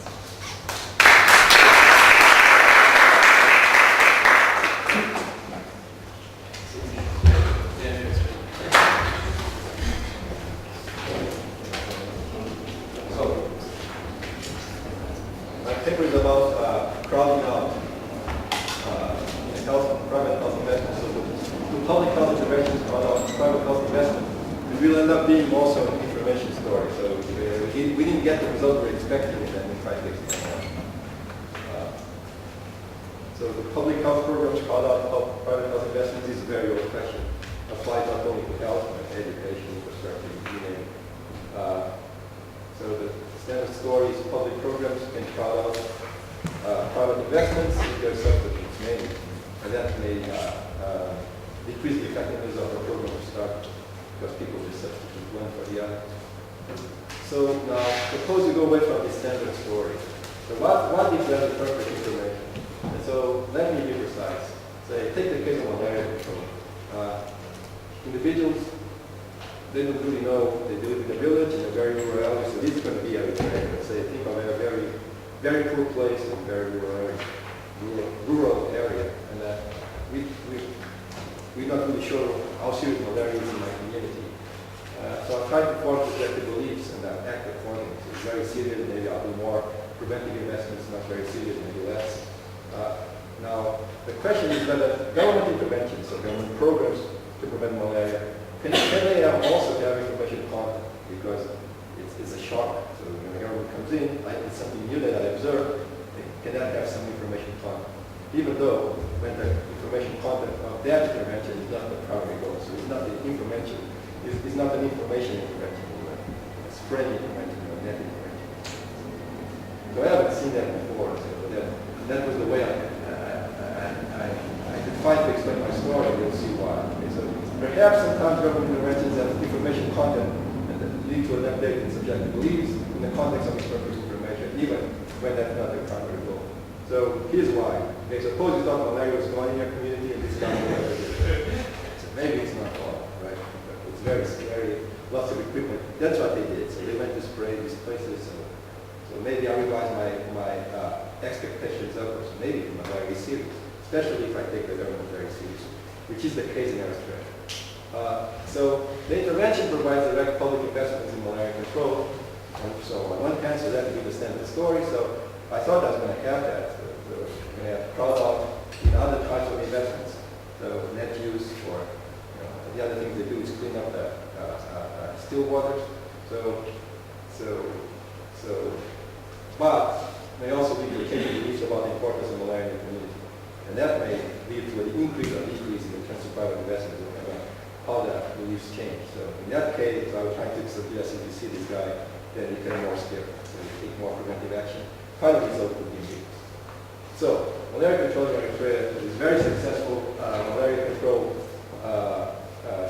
history since the early 2000s. So they had a lot of malaria, so they got almost rid of it, except they thought in one area, which is where I did the study, but they got rid of that as well, but I didn't know that when I did the study. So what did they do? They had a new malaria drug. Actually, they had the ACT drug, so they introduced, and then they had integrated vector control, so they did all these things at the same time. Nets, spraying, and then this cleaning up the still waters, so the mosquitoes, they have a place to go.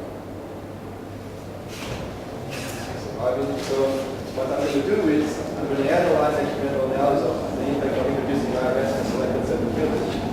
Now I'll look at impact on existing behavior. So the reason why we started doing it, I didn't want to do this study. I was promised another study, which that never happened. But in any case, the government of Eritrea, they want, so it's very poor, IRS is very expensive, they only do it in a few places, but they wanted to see if it was helpful in reducing malaria. So we were economists, so we also wanted to look at behavioral changes. So we look at some data on that.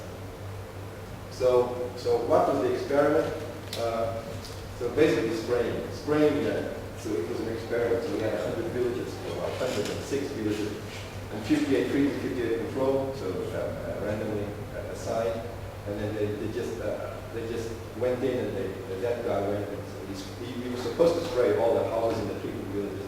He didn't quite do it, but almost all the houses were sprayed. And some people refused, but very few, or they don't know home. And the villages were in an area where they thought malaria was important, Goshbark. So even though malaria was gone in the country, almost not eradicated at very low levels, they thought in Goshbark it was still high. But then, what data did we collect? There's no baseline data because we didn't have any money to do that. So, and this was so the spraying was done in July, because it has to be done before the transmission season, which is September, October. So it was June, July, they spray the houses. Then you have the malaria season, and then at the peak of the malaria season, we go in and we collect a household survey, and we did RDT, so some diagnostic tests. So it's not so bad, this test, they told me, so I'm not an expert, but then for the positive cases, we took the blood to the lab just to make sure they're positive.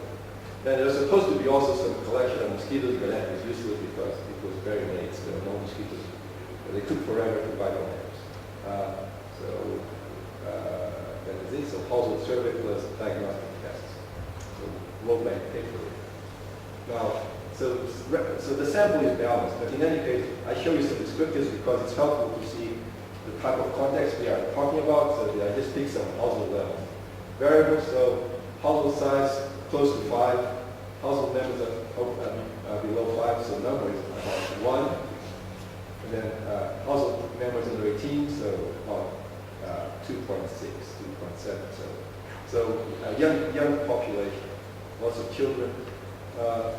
Main source of drinking water, public tap, only 40% of the houses. 25% of the households they have to drink from unprotected well, 13% from unprotected spring, only 5% have a toilet, only 25% have radio. Almost everybody uses firewood as the main fuel. They have about 1 to 2 rooms, and then that's it. So very, very, very poor set, and the sample is balanced. Okay, so this is not the topic of the paper, but since we did it, people are always interested in this. So, what is the impact of spraying on malaria prevalence? Well, it was 0.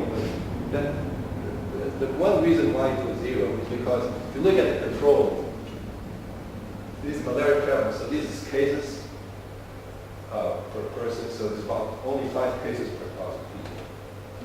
So only 5. So 5. So we had a sample of about 2,000 people, I forget, so maybe 10 cases, 10 people had a parasite in their blood. So that's why, and that's one reason why we didn't see almost anything in malaria. So it's very hard to eradicate malaria. So if we were able to eradicate malaria, we'd be able to detect it because the standard area was small enough. We didn't eradicate malaria.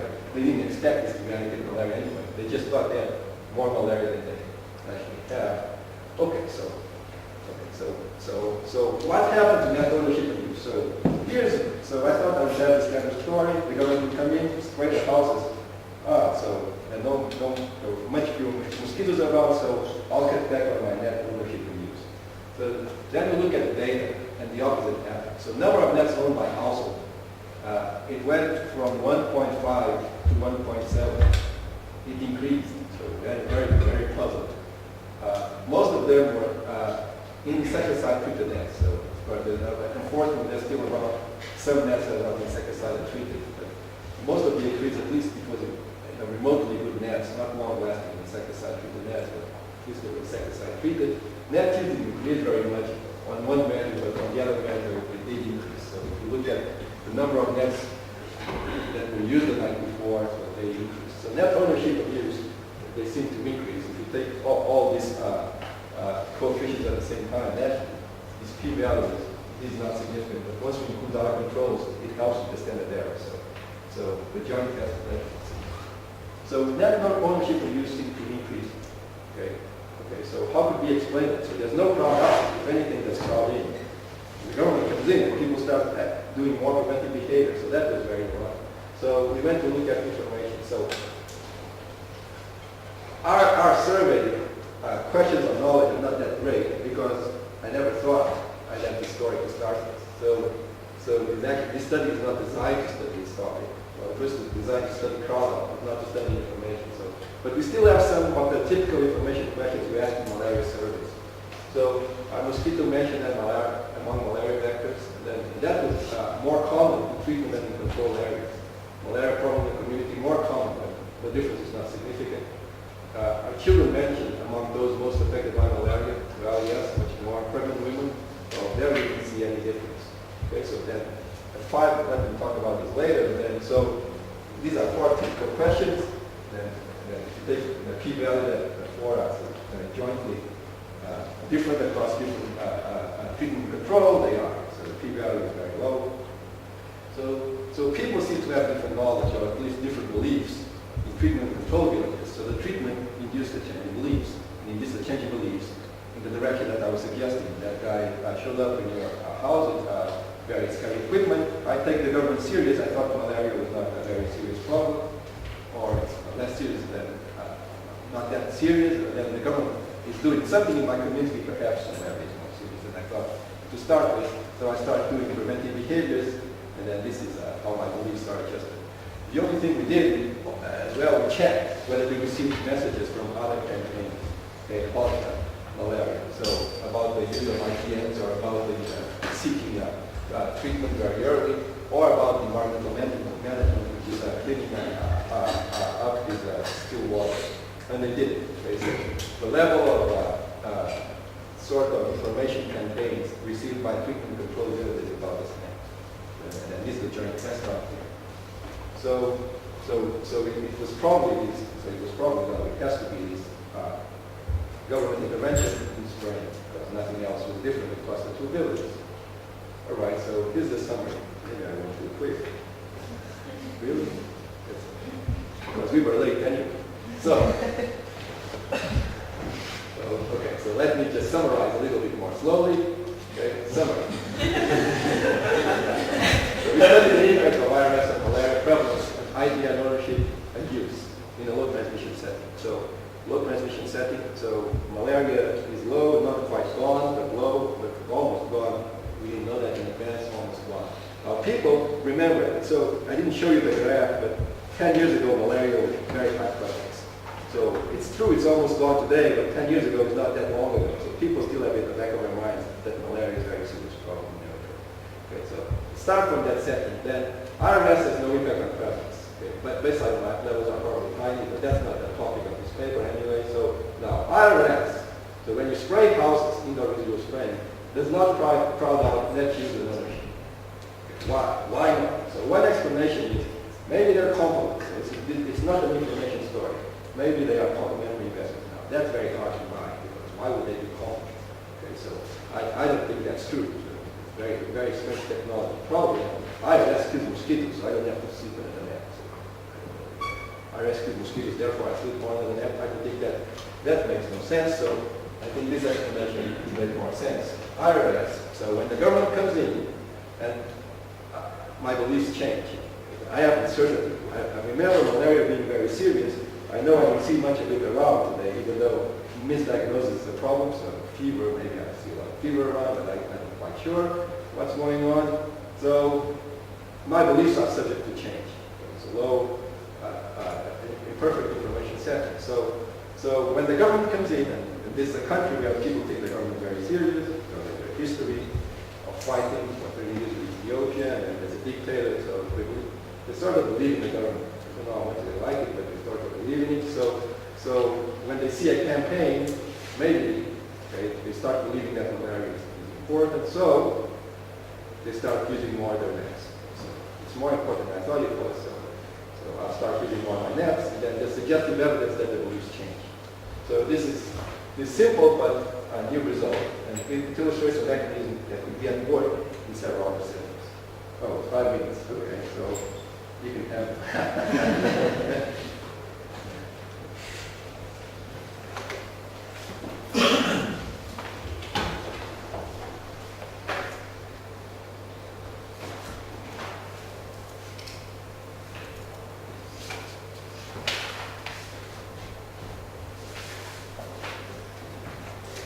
Okay, so I enjoyed reading the paper very much. I was happy to find that most of the 115 pages were appendices.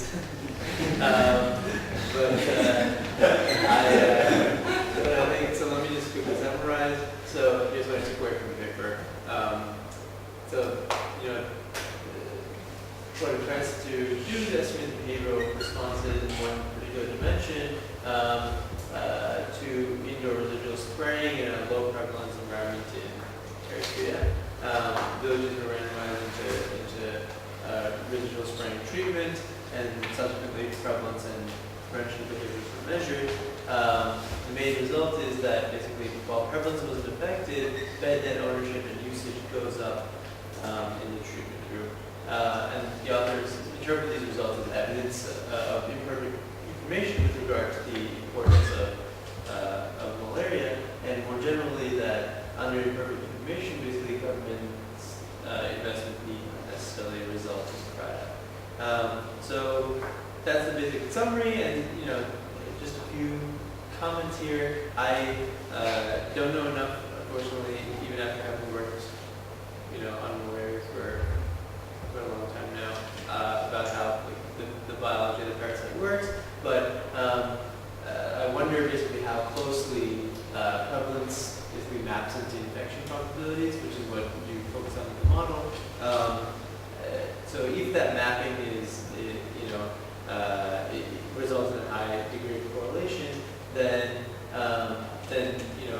this implies that the reduction in infection probability from residual spraying is small, and the implication of the result is that basically at a low prevalence level, the residual spraying and additional bump in ITN usage results in infection probability that's not so different from the infection probability under the previous level of net usage and no spraying.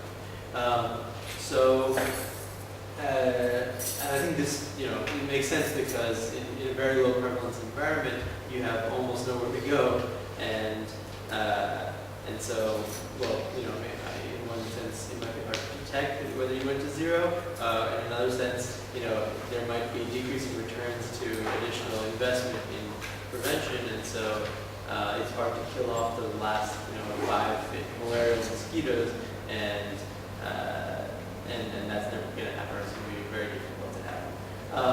So obviously when you're in this case with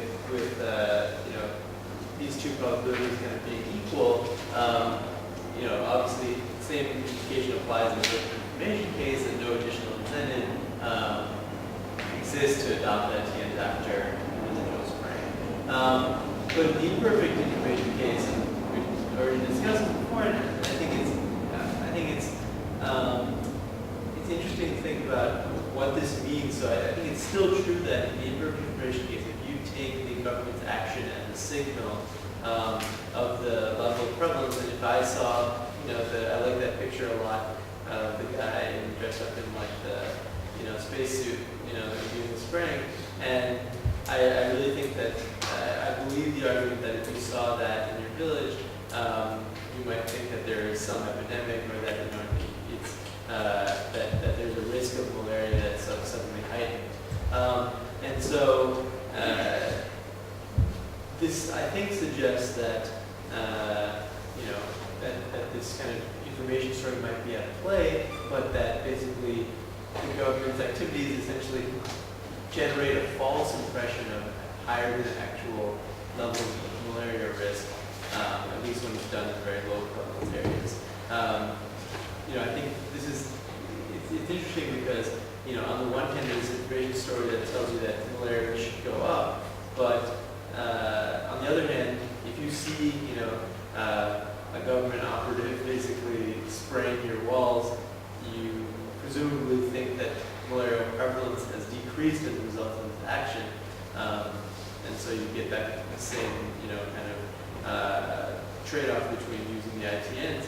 So I don't know, which way it goes, but apparently in this case, the information was the most important thing. I just think this is like, an evidence that basically making the malaria risk salient by, the government's actions could increase people's belief that there's malaria and that something needs to be done about it, and then use of bed nets as a result. So, so anyway, I think, kind of, some things that you could do include sort of testing, first of all.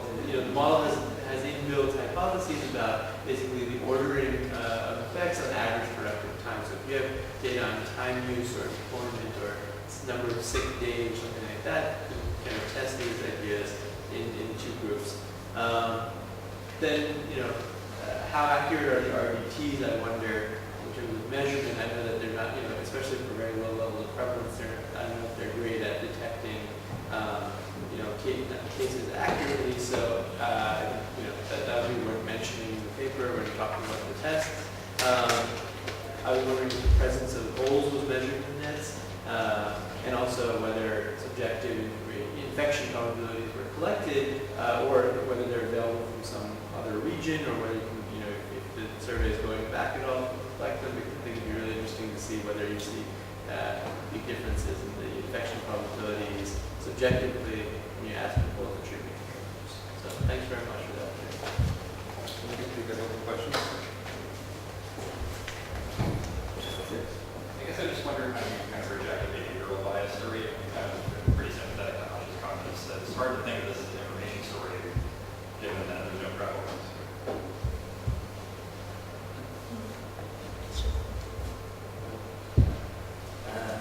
I don't know much about everything, but I was wondering if, to suppose this is probably a dictatorship, so suppose this is equivalent to the government saying you must use information.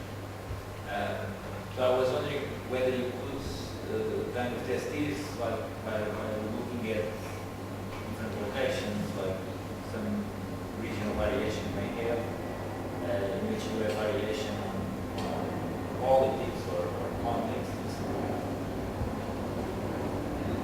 Question back there.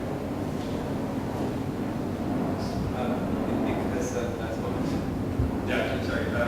So if the information story is true, then when you have these knowledge effects and it's something like a 5 percentage point increase in knowledge, something like that, then it seems to me that's like an upper bound on the likelihood that a household that is exposed to this treatment should increase the likelihood that they have that net. So you have as an outcome a number of nets, but I think it would be useful just to look at whether the household has a net or not, because I think that effect of whether the household has a net or not should be smaller than your treatment. So starting with the comments and the expression about the behavioral bias and surveillance, I think that's that's a much better way. You said it much better than me. So back up. So surveillance is sort of information anyway. So you update your beliefs towards the thing you find and say it. So I don't think that's a very big deal, but I think that's the story. It's a story about salience because you see that guy spraying your house. So I think you said it much better than me, and then maybe it's false information. Sure, I think so. Now remember that people prevalence is very low, but I don't think people have any idea how low is it, because when we ask their subjective beliefs about malaria, they still think malaria is a quite serious problem. Then about the other comment about politics, you're right. So Eritrea is a dictatorship. It's very isolated. So you may be right. Maybe very repressive. Although I don't know how repressive it is in very remote and rural areas. So I think more than repressive, I don't know. When you visit a country, the story they tell is why people trust the government, that they feel repressed. They will always tell you this, but at least when you meet the people at the Ministry of Health, they're not repressive type at all.